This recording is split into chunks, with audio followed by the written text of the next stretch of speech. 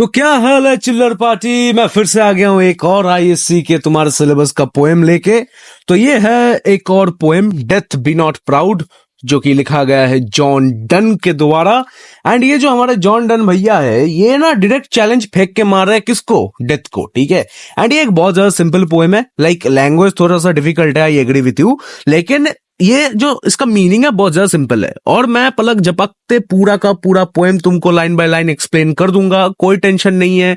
और ज्यादा टाइम मैं लूंगा नहीं, क्योंकि वो मेरे फितरत में नहीं है। So let's start. Death B not proud bye John Donne. Death be not proud, thou some have called thee mighty and dreadful। मतलब यहां पे सीधा सीधा हमारे जॉन डन भैया डेथ को बोल रहे कि डेथ सुन भाई, इतना घमंड मत कर, ठीक है ना। क्यों? जस्ट बिकॉज कुछ लोगों ने तुझको माइटी एंड ड्रेडफुल यानी कि बड़ा एंड खतरनाक बोल दिया है, इसके वजह से तुझको इतना घमंड हो गया भाई। For thou art not so, तू तो है भी नहीं, तू तो उतना खतरनाक है भी नहीं जितना तुझको लगता है कि तू है। Actually you are in delusion, ठीक है, ये कह रहा है। For those whom thou think'st thou dost overthrow die not poor death nor yet canst thou kill me. तो बहुत ज्यादा घनघोर और जटिल भाषा का उपयोग किया गया है जॉन डन भैया के द्वारा, लेकिन मैं तुमको सिंपल भाषा में समझाता हूं। मैं हूं ना भाई, जब तक मैं हूं तब तक तुम्हारा 90+ कंफर्म है, चिल। तो मैं बताता हूं। तो for those whom thou think'st thou dost overthrow die not. Overthrow का मतलब है जड़ से उखाड़ फेंकना, ठीक है। मतलब डेथ, तुम्हें जो लगता है तुमने इन लोगों को मारा है, असल में तुमने उनको मारा ही नहीं। डाई नॉट, नहीं मारा तुमने उन लोगों को। पुअर डेथ, अले बेचारा मेरा डेथ बेटा। ऐसा ही अप्रोच है हमारे भैया का डेथ के प्रति।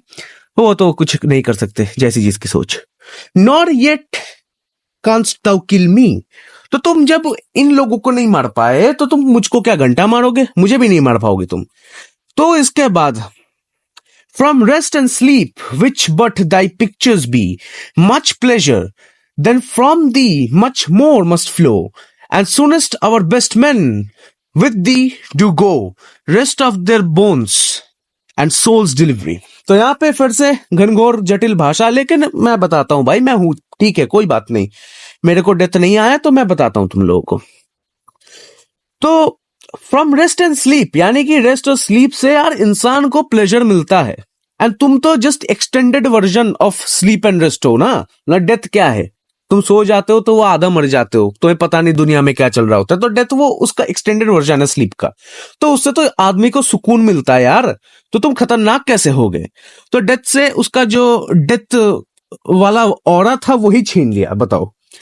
एंड उसके बाद बोलता है कि यार एंड सूनेस्ट और best man with the do go, मतलब हमारे जो अच्छे इंसान होते हैं वो सबसे पहले चले जाते हैं, जो कि बहुत ज्यादा सत्य है, ठीक है। Rest of their bones and souls delivery, मतलब क्या कि यार तुम जब किसी अच्छे इंसान को पहले उठा लेते हो तो उससे उसका भला होता है, उसका बॉडी जो है उसको रेस्ट मिलता है, उसके हड्डियों को रेस्ट मिलता है, और उसका जो सोल है वो भगवान के पास डायरेक्ट डिलीवर हो जाता है। तो इसमें खराबी ही क्या है? तो ये हमारा जॉन डन का प्रस्ताव है, ठीक है। Thou art slave to fate chance kings and desperate man.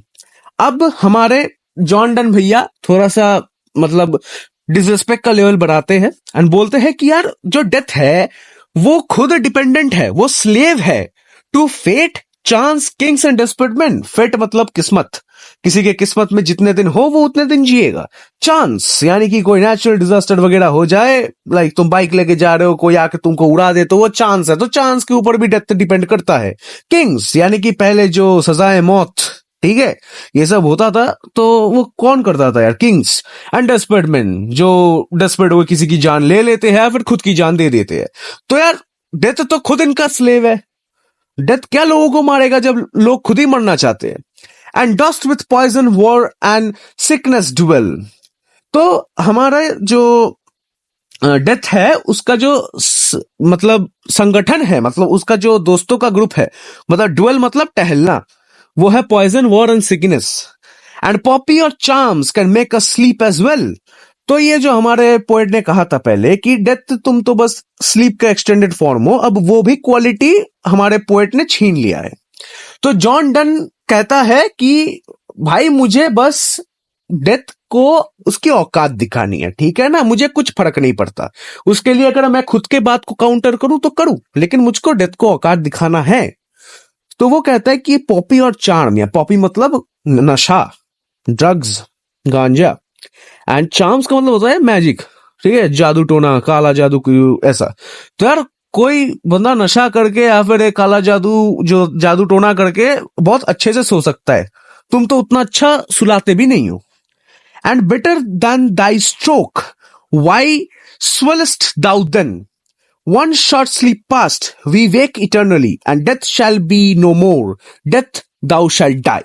मतलब यार एक जो हमारा मतलब स्पिरिचुअल बिलीव है, वंस अगेन, कि यार हम जब मर जाते हैं उसके बाद हमारा जो सोल है वो नहीं मरता, वो इटर्नली अलाइव होता है। तो हम जब इस दुनिया में डेथ हो जाता है तो हम आफ्टर लाइफ में हेवन में जाके जब हम फिर से मतलब अलाइव हो जाते हैं, इटर्नली अलाइव जो हमारा सोल होता है, तब डेथ हमको छू नहीं सकता, क्योंकि उसने उसका काम कर दिया। वन टाइम इन्वेस्टमेंट, हमको एक बार मार दिया। उसके बाद जब हम इटर्नली अलाइव हो गए तो डेथ के हाथ में कुछ नहीं है। तो यहां पे डेथ किसकी हो रही है? डेथ खुद मर रहा है यार, क्योंकि हम जो है, हम तो इटर्नली अलाइव हो गए ना, हम परमात्मा के पास चले गए, हमारा आफ्टर लाइफ चालू हो गया। लेकिन डेथ का कुछ आफ्टर नहीं है, वो डेथ एक बार ही होता है, उसके बाद खत्म। तो यहाँ पे डेथ को बहुत ज्यादा जलील किया गया है जॉन डन के द्वारा, और ये एक बेटा मेटाफिजिकल पोएट्री है। मेटाफिजिकल मतलब बियॉन्ड द वर्ल्ड, ठीक है। तो ये हमारे समझ सकती कि थोड़ा सा परे है, लेकिन बहुत प्यारी सी कविता है ये, और मुझे बहुत पसंद है। और तुम लोगों को अगर इसका कोई नोट्स चाहिए या फिर एक छोटा सा समरी चाहिए जो तुम एग्जाम की कुछ सेकंड पहले सुन के चले जाओ तो तुम्हारा काम बन जाए। वैसे ये जो पोएम है ना, ये पूरा का पूरा पोएम ही बहुत ज्यादा इंपॉर्टेंट है एंड बहुत ज्यादा इजी है, ठीक है। तो इसे पढ़ के चले जाओ, एंड ये अगर तुमने सुन लिया तो तुम्हारा भाई और कुछ करने की जरूरत है ही नहीं। और इसको शेयर करो, क्योंकि शेयर करने से दुआएं मिलती है, एग्जाम तुम्हारा अच्छा जाएगा, ठीक है। एंड मिलते हैं अगले वीडियो में, तब तक के लिए all the best for your exams.